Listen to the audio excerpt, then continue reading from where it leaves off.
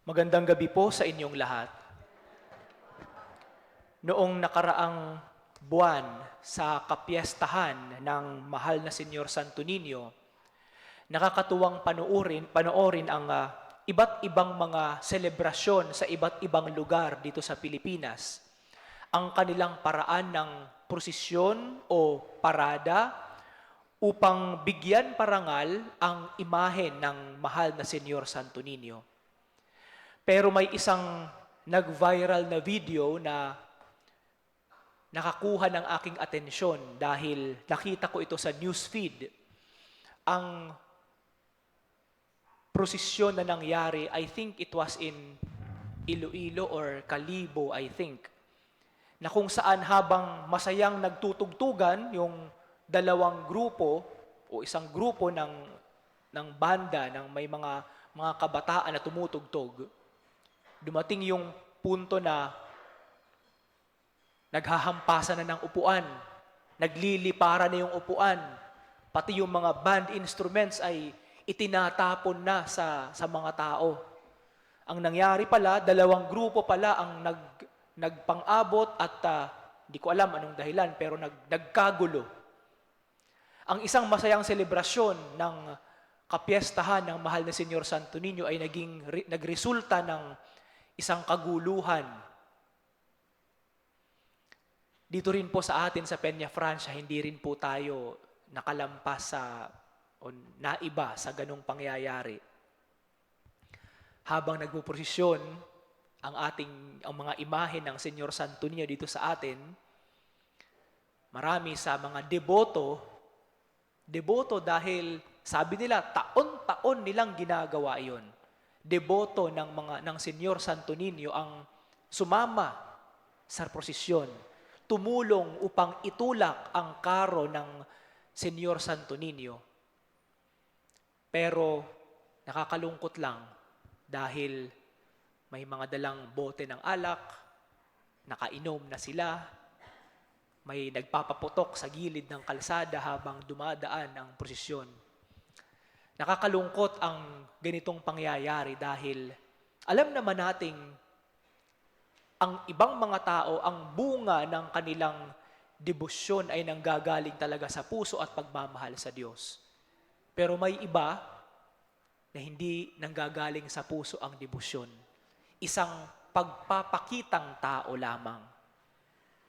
Ito po ang dahilan kung bakit tinawag ni Jesus ang atensyon ng mga Pariseyo at ng mga eskriba. Una, tinawag muna ang atensyon ni Jesus ng mga Pariseyo at ng mga eskriba dahil para sa kanila ang ginagawa ng mga alagad isang malaking kasalanan ayon sa kultura at tradisyon nilang mga Hudyo. Kumakain na hindi muna naghuhugas ng kamay ayon sa kautusan at tinuturo ng kanilang mga ninuno. So may intindihan natin na hindi siya simpleng paghuhugas lamang ng kamay na konting basa lang, okay na. Ang mga Hudyo, meron silang tradisyon at paraan ng paghuhugas na kanilang sinunod sa kanilang mga ninuno. Pero ang ginawa nila kay Jesus, sinuklian din ni Jesus ng pagtawag ng kanilang atensyon. Dahil para kay Jesus, ang focus ng mga taong ito, kung ano yung ipinakikita sa external na pamamaraan, pero hindi naman nag-uugat sa pagmamahal sa Diyos at pananampalataya sa Kanya. Isang pagpapakita lamang sa harapan ng maraming tao na sinusunod ko ang ating kultura at tradisyon, pero walang pagmamahal sa Diyos. Ito ang punto na sinasabi ni Jesus sa mga Pariseyo at sa mga eskriba.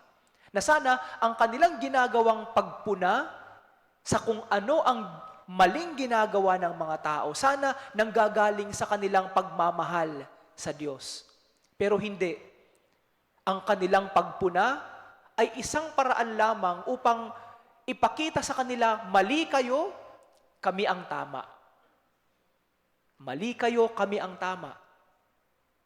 At kailangan sundin ninyo kami. At minsan, ang kanilang pagpuna ay isang pabigat na sa mga tao. Isang pabigat na sa mga tao. Ito po ang ipinapaalala sa atin ng ating Ebanghelyo.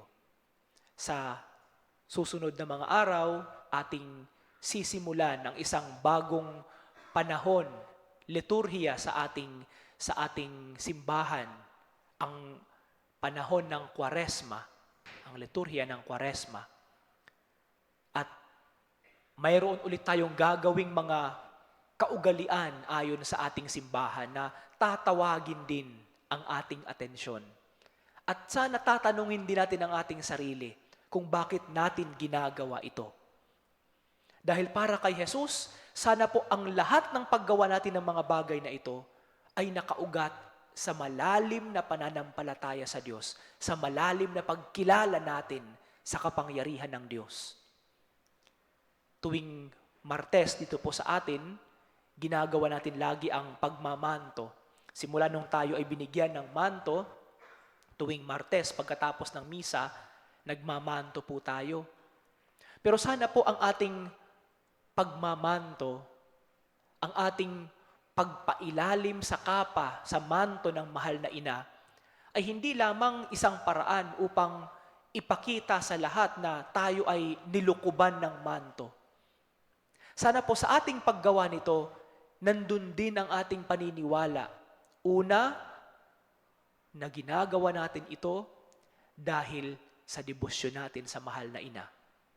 At pangalawa, ginagawa natin ito dahil sa matinding pagmamahal natin sa Diyos. Kasi kahit araw-araw pa natin gawin ito, kung wala naman doon ang ating puso sa ating ginagawa, walang gamit ang lahat ng ito. Walang gamit ang lahat ng ito. Walang gamit ang pagmamanto, walang gamit ang banal na misa. Ito po ang magandang paalala sa atin na sana po laging itinatanong natin sa ating isip. Tinatanong natin sa ating sarili. Magsisimba ako ngayon, pero saan nanggagaling ang aking pagnanais na magsimba? Ito ba ay dahil gusto kong lumapit sa Diyos? Gusto kong ipakita sa Kanya ang aking pagpapasalamat? Saan nanggagaling ang aking matinding pagnanais na magsilbi sa Diyos at sa Kanyang simbahan? Ito ba ay nanggagaling sa aking matinding pagmamahal sa Diyos na pagsilbihan siya at ang aking kapwa-tao? O ito ay pawang pakitang tao lamang upang ako ay purihin at hindi purihin ng Diyos? Mga kapatid, sa pagpapatuloy ng ating misa, sana ito po ang ating laging dasal. Sa mga ginagawa natin sa ating buhay, sana ang ating dasal, ginagawa natin ito, ginagawa ko ang bagay o gawain na ito dahil hindi lamang kinikilala ko ang Diyos, kundi ginagawa ko ito para sa Diyos. Ginagawa ko ito dahil sa aking matinding pagmamahal sa Diyos.